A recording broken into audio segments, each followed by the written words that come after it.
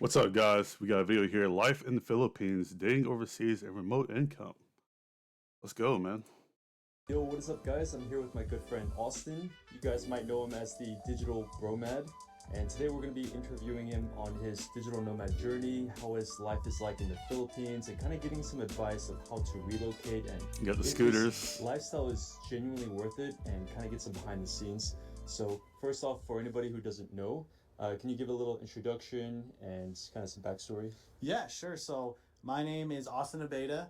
My handles are all under Digital Bromad. I'm 33 years old, and I really didn't start traveling the world until about 4 years ago, is when I made my nomad leap, and grew up in Colorado. Pretty regular life, and was just really unsatisfied with where I was at work. Decided to make the leap and never looked back. And honestly, my only regret is not doing it sooner. Like it's been a wild ride this every year of these 4 years. Yeah, before I became like a digital nomad, I was actually seeing some of your videos about like being a passport bro and then Colombia. I think Oh those were your yeah, first videos. yeah. Yeah, did you just kind of wing it? You just kind of decided, screw it, I'm gonna go abroad, I'm gonna go to Colombia, I'm gonna try it out. Like, how was the beginning like? No, that's a good question. The beginning was honestly, I was super unsatisfied with my job, and my sister had a wedding in Puerto Vallarta. And I went to Mexico, Puerto Vallarta, and there's a small city, Sayulita, below it. So my family travels, but they do resorts. We don't travel that often, but when we go, we like stay in a resort in Mexico, right? Mm. And they thought super dangerous, don't leave the resort. But we ended up taking this trip to this small local town on the beach. It was amazing. Like, it was the best part of the trip. And then it got me thinking about, like, I wonder, like, this could be life. I Mm. saw the prices of things, like, damn, if I could just make money. And I was thinking making money in Mexico. The book 4 Hour Work Week totally opened up my eyes, Yeah. and I was like, I know shit, that book. this really is possible. And then I just started like daydreaming every day. I would look at Airbnbs in different countries and like start planning it out. And I don't know if I manifested it, because I wasn't really into like manifesting back then, but I was just like naturally couldn't stop thinking about it, thinking about, you know, leaving America, getting into remote work. And it eventually, the pandemic hit, and that gave me, our company went remote, and I was like, this is it. This is Oh my wow, chance. So nice. I was able to bounce because of that.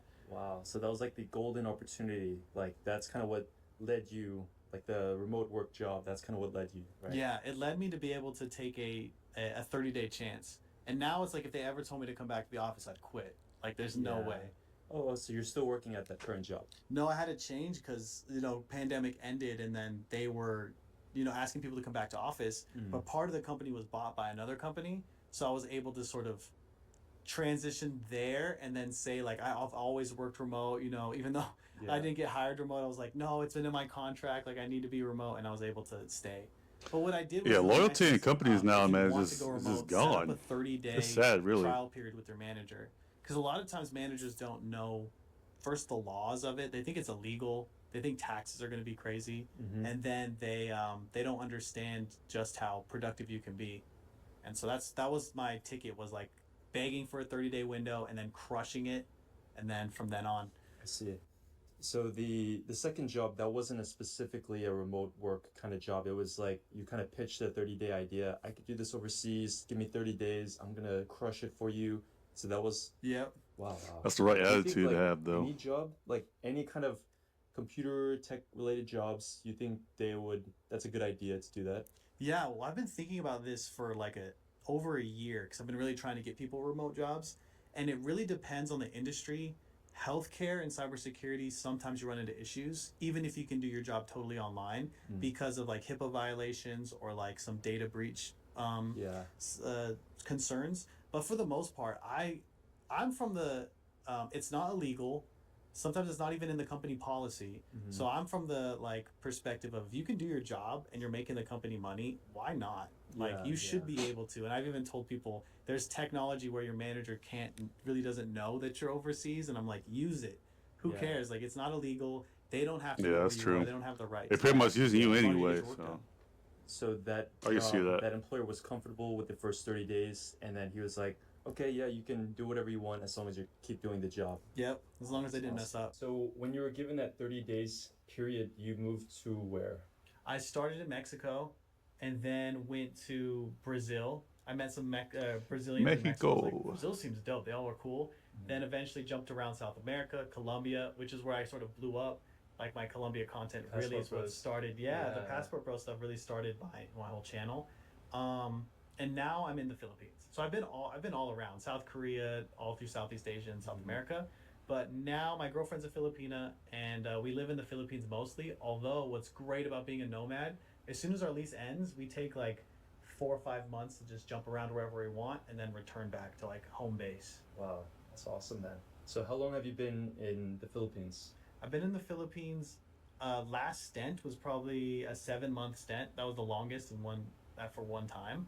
But before that, I was there for 2 months. So I guess a total of 9 months. I see. And how long were you in Colombia? Colombia, about the same. It's like I said I was gonna travel the world, and then I kept coming back to Medellin because Colombia, Medellin, something special's going on there with the nomad scene, with just the culture. Like it's really amazing. So I've probably stayed in both about the same. 9 months in Colombia, 9 months in Philippines. Yeah. I mean, I hear a lot of stories about Colombia, and it's kind of like nerve-wracking for me. I'm a little intimidated by it, especially the stories of like Scopia, I think it's called. Yeah, Scopamine. Scopamine, right? Yeah, it's real. It's out there. I kind of wonder if I Do you should ever go have to any Colombia, horror but stories it's like more. No, not me. I've been more of like an You can Asian see it guy, coming like from a in mile terms of away like if you know Asian what you're countries. looking for.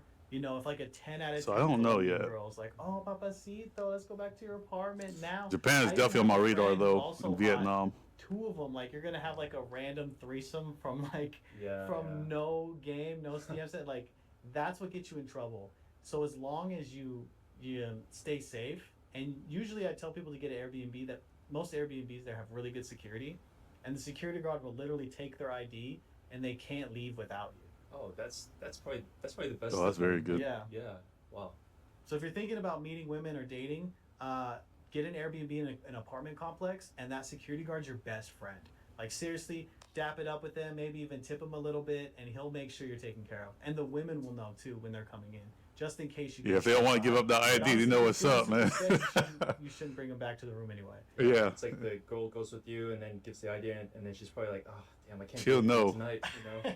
So, I mean, damn, that's actually a really good tip. Yeah, so to speak more about the Philippines, why That's very choose smart, man. the Philippines as a base compared to all these other amazing countries, and why have you since continued to stay? Yeah, that's a good question. I really like the Philippines. Cost of living is really, really nice. The English really helps because I was traveling around Asia. I speak a little bit of Spanish, so South America's not bad.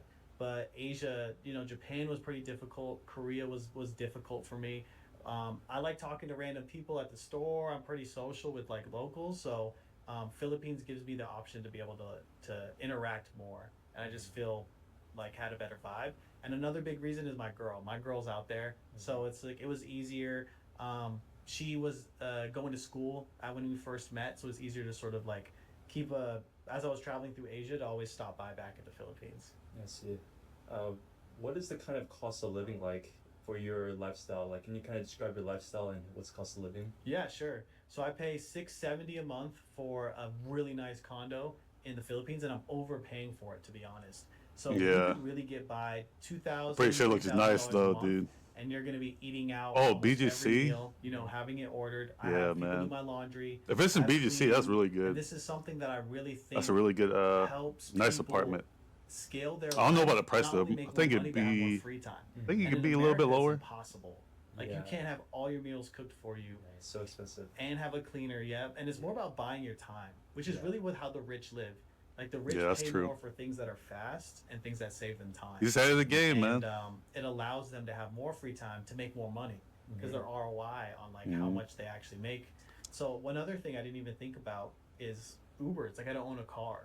So if I'm going anywhere, I'm on Uber. I make social media content, so I'm almost like working while I'm in the back of the car. Like, oh, that's a good hook. This is a good idea, and this the hours of day I can put towards the stuff I want to do is way more. So that's what I really love the Philippines is the time freedom. Has that been the biggest change? Yeah, that's definitely a good point. Like in terms of becoming an entrepreneur and becoming like this remote worker, you're not. Even though you might technically be, Guys, don't employed, you forget to have start be those kind of more investments early, independent man. About how to manage your time or about how to increase your income. That and way all you can these plan things. ahead. So can you give a little background about like what you do specifically for work? Sure. I am a data analyst right now. Technically, my title just moved up to data scientist. And basically, I work with a company that has a very large data set of email activities and web activities, and I query that data set and give people like reports at the end of each month. I think if you're able to secure that remote income, then there's nothing stopping you. You know, literally leaving the United States, leaving all these problems back in the West or wherever you are, and just escaping to this like kind of paradise, wherever that is, whether that's Thailand, Philippines, and yeah, it's a lot more realistic than people think. I think. Yeah, I think it really is, especially it's growing too. Mm-hmm. And like you said, your paradise. Like you don't have to. Once you have a remote job, you can literally find the culture you like, the people you like, the Yeah. cost of living you like. It's really like you can what's it called, like lifestyle hacking or create your own Go where you're lifestyle. Don't let it appreciated. create you in a sense. Exactly, yeah. Designing your lifestyle as if you're like the artist. Yeah, that's Exactly, it. yeah. That's it. Yeah. So right now we're in Thailand right now, and I think the two like very popular two countries are the Philippines and Thailand, and there's like kind of a battle between the two, like they're There very is. passionate communities. So what do you think would be like the difference? Like, what's your personal preference and kind of any differences you notice? Yeah, I've been here a month, so I'm definitely not like super ingrained, but I notice a lot of differences just from being here.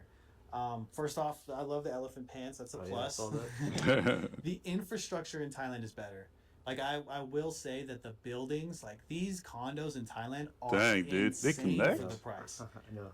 Like marble floors. Like even where we're at right now, we're able to rent out rooms, film, gyms. Yo, we got the anytime. So I boxing think ring if in you're there. big on like amenities, I think Hey Thailand's man, your we spot. better learn how to. And it's a slightly cheaper even. We Like about to the be doing apartments are them even boxes slightly and cheaper. stuff, dude.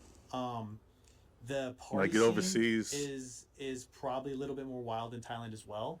You know, I'm marijuana better. is legal. Bunch of stuff is illegal. They seem a little bit more open. We're getting a little bit of rain. The weather is a little different, but I don't know if it's because it's rainy season, but it does rain a lot here. But I'm sure it's just rainy season. The cons I see are, sometimes it's hard if you don't speak Thai if you're Yeah. trying to go do local activities. For sure. And what I've noticed a lot about Thai people, maybe it's just me, but if they don't understand you, they'll almost, not to be rude or something, they'll be like, yes, they'll nod their head, or they'll be like, they'll make a assumption about what you want, and then you could, they go to the thing to get your meal and it comes back and it's wrong, or the taxi yeah, driver yeah. drops you off Oh, in the wrong dang. space, or it's just that sort of. Yeah. And I think that might cross over to dating as well. If you really want to like live a good Thai life, you have to commit to learning Thai, in my opinion. For Although sure. a lot of people out here don't, but the difference between the connections I can make with locals in the Philippines versus here is pretty drastic. Because we can have like a full conversation or sing karaoke. They love that over there. Or like Yeah. at the bar, no matter who you meet, they're gonna know some English. Yeah, yeah. I think that's like one of the best things about moving across and actually traveling is like to actually get into these cultural experiences to talk with the locals. And I mean, for the Philippines, it's kind of a cheat code because like they Yeah. speak English, you know. Yeah. And then yeah, for any Yeah, that's guys true. coming to Thailand, I think that they have to learn Thai. Like if you're gonna be here for a couple of years, I really think Yeah, it's at least worth try it. to learn the language. So yeah, that's definitely really important to be able to communicate to the local people, to make some friends with them, and yeah, I was gonna ask you actually a question about you're learning Thai, right? And you've like learned Thai. yeah. How has that improved your life in Thailand? And also, how hard? I was wonder it? how hard that What- language what's is. the- Guys, let me what know has in the been, comment like, the section best formula if that you're from you've used Thailand. to learn it. Yeah, so at first I was never like super rigid, like I gotta buy the textbook, gotta take these classes. It's just like go on dates with these Thai girls. They'd say like little phrases and little slang here and there, and I just like put these in my back pocket and I try to Yeah. remember them, and then I'd say it every now and then, and it oftentimes start a conversation, oftentimes like be a good like kind of funny and stuff. So I was like, wow, this is actually feels really nice. I can actually kind of communicate a little bit deeper with these locals. And then I decided I'm going to be here for a long term, and I have a Thai girlfriend now. And at the time, she didn't really know too much English, so I was kind of forced into learning Thai. Mm-hmm. And yeah, so I think the biggest game changer was actually taking Thai classes and deciding like, okay, I'm going to learn this thing. And yeah, it's been a pretty good journey. Committing beyond Duolingo, like let's take it serious. Yeah, I think you mentioned two things that I really love was the slang and then it being funny. yeah, It's when you're learning a new language and you're dating, it's almost endearing to the person you're dating to throw a little bit of their language, especially slang. Yeah. Like they have some like term like dope or like some term only Thai people say. You learn that and you use it correctly in the conversation, they'll be Yeah. like, "Yeah, this guy, He's he's like, cool, he gets it." like, Yeah, they're so impressed. Like, yeah, yeah. I, That's one of the best experiences. yeah.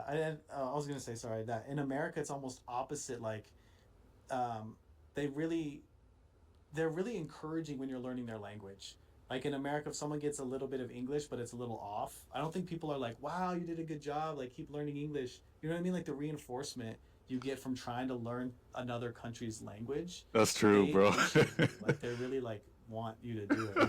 Yeah. Yeah, they're super appreciative here. Yeah, you in America, bro. You don't know that language, man. You Don't trash, take the time dude. to actually try to learn. So if you're one of the very few people who can actually speak somewhat decently, it's just a huge surprise, and it's like you said, it's endearing. It feels like you respect them. You know, that you took the time to learn and actually communicate. So speaking about the Philippines, what visa are you on, and how easy is it for foreigners to actually move to Philippines?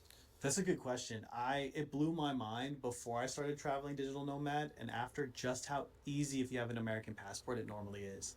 So for the Philippines you get 30-day visa, no questions asked. They don't even see what's in your bank account. They don't have to interview you. You have a passport and you show up. You do have to show a return ticket, but a lot of people either buy a 24-hour return ticket and cancel it. Like say you're about to go through immigration, buy it, say here's my return ticket to like China or something, it's $40, and then cancel it. Or there's a site called Dummy Ticket where you can get like a fake one. But you get 30 days, and then to extend it, it's about $20. I'm going to say like anywhere between 20 and 40, and you can extend it another 30. And as long as you're not getting in trouble with the law or anything, you can extend it again. I think 2 months this time, and then eventually 6 months, and you can stay up to 3 years just on the tourist visa. Like no interviews, nothing. It's really, really easy. Oh, wow. There's a lot of retirement visas too. So you could. I'm do that guessing for, that's like, the 3 years, Philippines? technically, and then if you want to get the retirement visa or whatever else visa, just buy that, right? Yeah, buy that, or you could leave and come back. I'm not sure how tough Filipino immigration is though. If they're like, you were just here 3 years and now you're back for another, but I've seen people living there a long time without. Yeah, it's And they Philippines. say that's what they do. Yeah, yeah. If there's a will, then there's a way. You know, like I like that. These visa things, it can be quite complicated, but it's like if you really want to stay, you can find a way to stay. You know, it's usually just money. It's usually just like paperwork, so you can make it work essentially. Yeah. And that's with going remote too. I'm sure there was a ton of like little roadblocks you faced getting out here, but you were like, if you really spend, effort on that roadblock, you get around it most of the time. Yeah. It's been like some nightmares I've had to face here with Thailand visas, like being interrogated at the airport, like why are you here? It's already been so long, you know. And but yeah, you can always find a way to make it work. So speaking about the lifestyle in the Philippines, you talked about the cost of living. It's like roughly 2,000, 3,000 for a really nice life. What are some of the differences between like living in the That's United all you gotta States make, guys. versus the Philippines, 2,000, besides the 3,000 cost of living? a month. Live Yeah, like that's a good king, question. dude. I personally think the Filipino people are really, really welcoming, and they have a really good community of like you're going out and going grocery shopping, they'll make a joke or talk to you, or like they're out singing karaoke, they'll invite you to come sing. Super, super caring and like loving people. I think a politician said that the Philippines' greatest export was humanity. Wow, So that's a bar. Oh, wow. It's a bar. That is crazy. So they have that reputation with a lot of people. What Anthony Bourdain says on the Philippines too, he kind of mirrors that. So it's just the humanity of the people and the friendliness of the people. And then of course I'm in among a different sort of, what's the best way to put it, like social economic bracket in the Philippines. For sure. So I think some of that changes too, where I'm a little bit more spoiled in sense of if I want something, I know I could get it, and it's changed my perspective on like what my time is worth, what I should be doing, sort of like the laundry and the cooking aspect. But also it comes down to just like convenience. Like I think things are more like addicted to convenience in the Philippines because that's basically, well, I value my time a whole lot more rather than my money because it's so much cheaper. Where in the States I'd be like, oh, I should go drive and cook because that'll save me an extra X, that'll help. Where now I'm like, I want to go visit an island, do something fun. Like I'm going to save all this money or work more for it. I think Philippines and Thailand can kind of relate with that. Like a lot of people see these two countries as extremely welcoming and friendly, and it kind of changes your sense of values, I think. Especially me coming from like New York City, I'm just really doggish, really aggressive, trying to make it, trying to hustle, Yeah, and like man, New I'm York, very bro. individualistic, very competitive. And then when I came out here to Thailand, it's just like I could just chill. And a lot of people say it's because of the money. It's like in America you have to be working hard to make a living, but as Westerners we have a pretty privileged socioeconomic status, so it's not as hard, I guess, for us. But I don't even think it's just about the money. It's just like you're surrounded by this culture and all these really nice people and all their values as well. It kind of rubs off on you. So I want to ask you, what has your perspective on life? How has that changed since moving to the Philippines? No, that's a great question, good setup for it, because as I'm looking now, it really is the hustle culture of America. Like I've learned more about America leaving it for 4 years than I did in the like 29 years I was there. Yeah. Yeah. Like, Same. yeah. Privilege is You visible need to to those see it that from have far it, away, like man. a fish in water. Yes. But you were in I New always York, say you're probably that. in the most hustle area. Yeah. I was kind of in Washington State and Colorado, and even there I was feeling like the escape velocity for lifestyle is so hard. Like if I'm thinking about now I think my perspective on life is like I want escape velocity in finances, basically where what I'm talking about is like you're working hard leaving Earth's atmosphere, and it gets easier and easier the more money and sort of options you have, and then eventually you have sort of like sustainable income, a ton of free time, and the ability to go wherever you want. And that would be like freedom.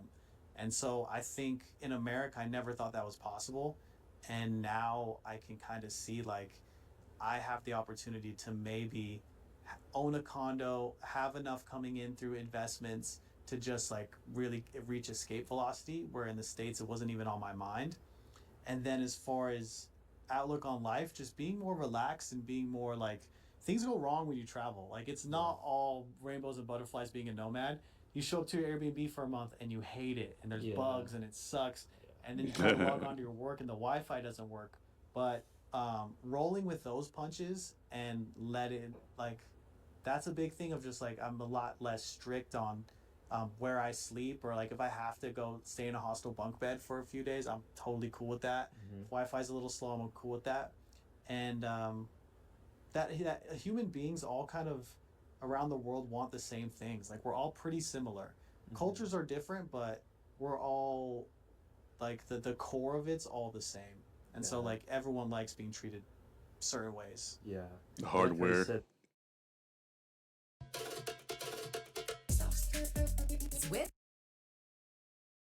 just made a smart bike. The ads.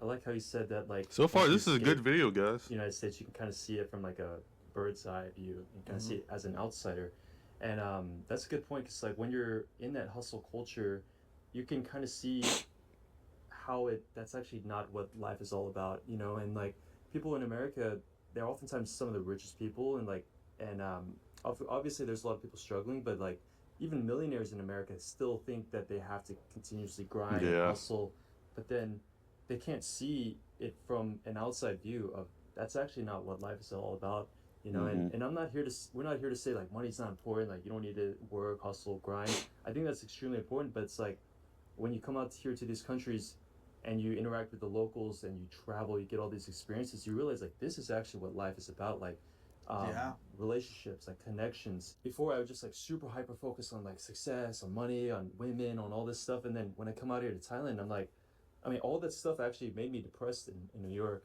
And then moving out here to Thailand, I realized these things are not that important. It's nice. That's definitely understandable. Important, I'm gonna New York, you're living in a shoebox for so much, man. Speaking for you, Yeah, but you do need it. I think you need that perspective, and in order to get the perspective, you kind of have to experience both. So you have to experience the money before you can realize the money's not everything. Yeah. And it's easy, but which sucks too, because it's like I think everyone should go get money first and then decide if you want to keep grinding towards that. Yep. But I see content where it's like if you make like 10K a month, you're still broke, or if you like 5K a month's nothing in America, or if you live in Miami or New York, I'm sure it is. But even the people you're around, I'll put it this way.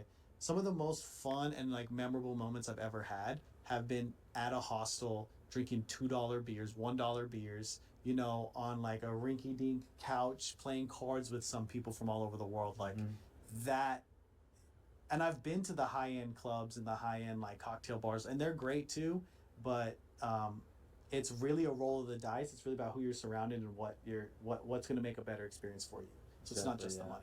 Yeah, it's definitely not just about the money. I guess the differentiation there would I think be if you're pretty much up-and-coming just the and you're network. trying to become a digital nomad, trying to get on this journey, I think you should go through that phase of like hustle and like just really just focusing in all on work, and then nothing else matters except for money. I think those phases are quite important, but it's once you reach that certain point, I think it's really important to try to kind of have a really good balance of of everything. So Understand when enough is enough.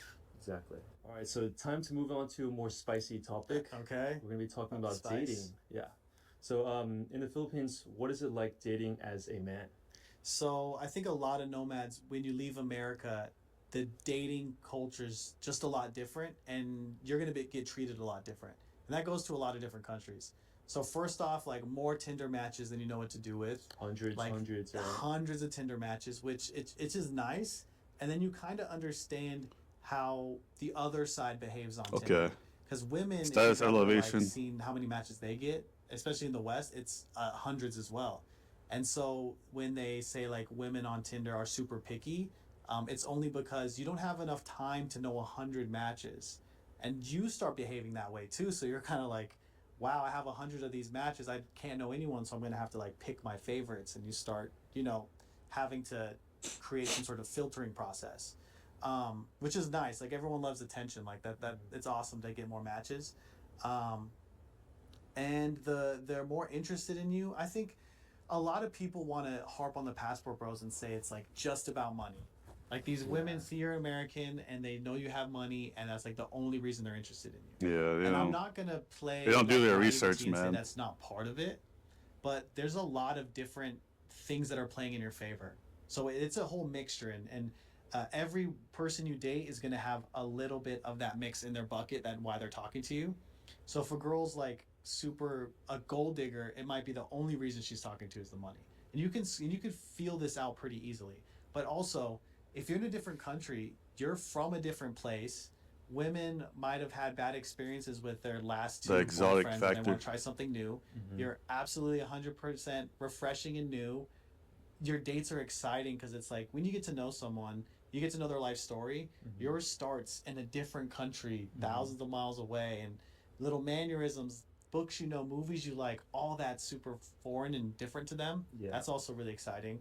Sometimes your looks, you know, if you have blue eyes in Asia, light eyes in Asia, oh my God, this is super cheat code. Yep. And And if you're 6 feet Oh, tall, wow. 1%, like yeah, 1% of 1%. Like, yeah, in the States, there's a lot of blue-eyed, tall people, you know, that sort of type. But in other countries, you might be the extreme rarity, like an extreme, I guess, exotic, you would say. And so that's playing in your favor. So I think just taking as a whole and understanding, getting a feel for the person is really important. Because I'm not gonna lie, there is money's a thing, and I think it might be a materialistic like in someone, but I don't think it's necessarily 100% evil or unnatural in a sense. Like we like women with nice bodies, and it's like every guy's gonna be like, yeah, her body's nice. I like that about her. Is that enough for me to be with her forever? yeah. No. So it could be something that intrigues them into you, but they're not going to fall in love with you. But you get a ticket to the dance faster, for sure. Yeah, it's like it's the whole thing, you know. It's not one particular reason why they might be attracted to you. It's like, you know, if you make good money, that's definitely an attractive thing. But it's, you know, a lot of people who hate on the passport bros movement and like, you know, dating overseas and stuff, they think of these women as like really exploitable, really dependent, like unable to critically think for themselves, and Yeah. honestly just kind of racist. Almost like they're saying they're not even an adult. I'm still dude. very pro passport bro. I'm still very pro leaving America and dating outside of America. But I also think there are extremes of every movement. And if you go too far over here, there's a lot of darkness. And I don't think that's where happiness is at. I don't For think sure. There's I always see gonna a be lot of haters no these matter older what you guys in the do, Philippines. guys. They're probably like 70, 60, and they're dating these young Filipino women that are obviously just after the money, obviously Yeah, the yeah. escorts. And, you know, I think they're drinking a lot and they're hooking up a lot, but I think they don't have a partner in their life and they're like still kind of trapped in the hedonism of that. And so I think it's important to like better yourself. Yeah, I agree a lot with what you said. Like, I think a lot of these like sex pats kind of get jumped in together with these like passport bros movement. Yeah, totally I think it separate, just man. depends on your intention. You know, like Yeah. I think it's like a beautiful thing if like a traditionally masculine man wants a traditional feminine partner that's conservative, Exactly, that has dude. traditional values, that I wants to don't have a understand how family, that's have so hard to kids. understand I mean, over here in the United in States, what though, world is man. that a bad Or thing? You know, probably they any move other overseas, Western they country find a in really general. sweet, nice, caring woman, and they live happily ever after. Like, in what world is that a bad It's thing? just You know? biology, Yeah. man. But like a lot of these people who critique, they'll say that oh, the woman is only I always say, man, if you ever look at a magnet, a north and a north does not attract a masculine and a masculine. But if you put a masculine and a feminine woman together, yeah, now you got attraction because opposites attract. It's so simple, man. up for the woman is only with him because of the money and because he doesn't, Mhm. you know, he abuses her, he's dominating her and stuff. I think it's just completely ridiculous and kind of racist and Yeah, it is. It's sad. Like I think American women who bash women overseas get their privilege confused with what's like virtue. Like being a virtuous person isn't being a privileged person. And these people overseas, maybe they're less privileged as far as like what they have access to financially, but they you cannot boss them around. They're yeah, proud people. They're smart people. exactly. Yeah. They care about their image. They care about their families. It's not like you, and they're not dumb. Like you can't just come over here and like, Boss hey, them around like yeah, girl, do the dishes. I have, $200 US. You gotta be the Mom, man, man. They'd be like, F you, get the hell out of here. yeah. So I think a lot of people that have that opinion just have never traveled. There's wisdom in these other cultures and other ways of life and ways of dealing with relationships. It's funny too because like a lot of these Western countries, they're quote unquote the privileged countries. They're very hyper developed, and they're extremely progressive. Whereas these underdeveloped countries like Philippines, Thailand, they're very traditional. And in the United Stick States, to the it used gender to be quite roles. traditional. Like a lot of these values were the norm maybe like 5, 10 years ago, and then it's like it's just become almost like flipped. And I think it's like simply a lot of cultural differences too. Like in America, they value personal freedom and independence and like finding yourself and striving for your career and everything. So that's naturally going to bleed into a lot of the relationship dynamics. Yeah. Whereas in Asia, it's very communal, like very collectivist. More people and, oriented. you know, that's naturally going to be relative towards like the relationships and everything. So this isn't us like saying like, oh, all Western women are bad or Western dating is inferior or anything. I think it's just a cultural difference. But yeah, it's really refreshing for a lot of like traditionally masculine guys who want these traditional relationships to travel abroad, to date abroad. It's really, Yeah. really refreshing. Yeah. Moving on to like the future for you, like, do you think that you're gonna continuously pursue this kind of digital nomad lifestyle? And do you think it's sustainable? Do you ever like question, what am I doing with my life? Kind of things like that. It's funny with you're talking about perspective, like being in America and then leaving. That was a big perspective in America. It's like, what am I doing with my life? And now that I'm traveling and living, it's like I'm living my life. Like I don't think about it that much. Like I do have plans for the future of it reaching escape velocity, but I'm enjoying the ride as I go. Like it's really about I want rich experiences, and I prioritize that more than the hustle culture. So I don't have a clear plan. Like my tickets actually, I have a trip to Krabi Island and a trip back to Bangkok, and then an open schedule. And we're gonna see what we're feeling. Do we want to go back to the city, a new island? And so we're taking it as we go. But my camera roll, if that's any indication of like experiences, my iCloud before I started traveling, I look at my photos. I'm like, what was I even doing during this time? I wasn't taking a lot of photos or videos just because I didn't find any moments that were video photo worthy. And it's not just because I'm a content creator. This was before I made content. You start traveling, you start living these lives and having these moments. My iCloud is full. Yeah. Like it's like I just felt like I just lived like 6 years and 3 almost. Exactly, yeah. Like once you're traveling, you can really feel like you're living, experiencing a lot more and stuff. Yeah. Do you ever feel like you would move back to the United States for whatever reason? I think I could see myself. I'm really close with my family. Come from a Hispanic family, and we're just really really tight knit. So it would be more. The dream would be to like have a home base in the Philippines. Definitely live there, own property there, and then be traveling back to the States a lot. Mhm. Just to catch up with family, friends, things like Yeah, that, but maybe. not really to live there. No, probably not to live, but I'm talking like 6 times a year, go back, 7 times a year, like visit very often.